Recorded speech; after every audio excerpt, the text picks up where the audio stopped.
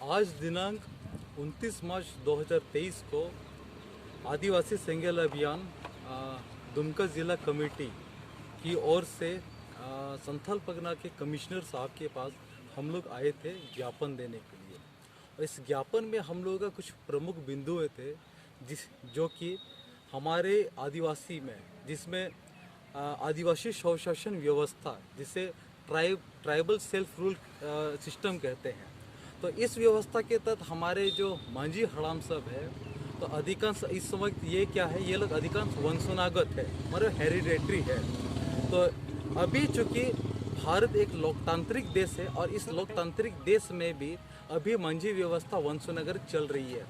जिसके लिए हम आदिवासी सेंगेल अभियान एक कमिश्नर को एक जो ज्ञापन दिया, इसमें हम लोगों ने ये मुख्य बिंदु के रूप में दर्शाया कि जल्द से जल्द हम लोग का जो आदिवासी स्वशासन व्यवस्था मांझी परगना सिस्टम में, इसमें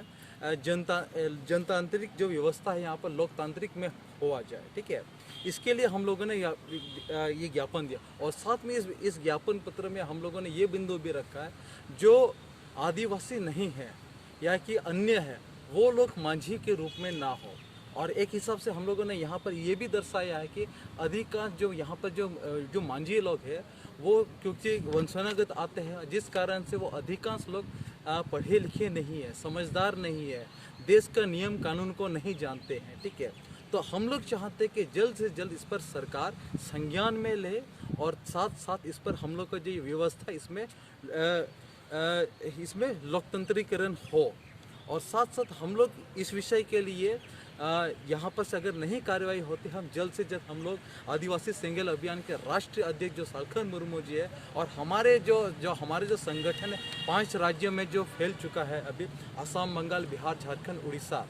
और यहाँ से हम लोग प्रतिनिधि मंडल मिल करके सबको सोच रहे हैं कि जल्द से जल्द हम लोग सुप्रीम कोर्ट में इस पर हम लोग जाने वाले हैं इस विषय को लेकर के। तो यही मुख्य बिंदु के साथ हम लोग यहाँ पर आज को कमिश्नर साहब को हम लोगों ने ज्ञापन दिया। तो इन्हीं के साथ मैं अपने बातों को समाप्त करूँ। मैं अमर मंडी संथाल परगना जोनल हेड।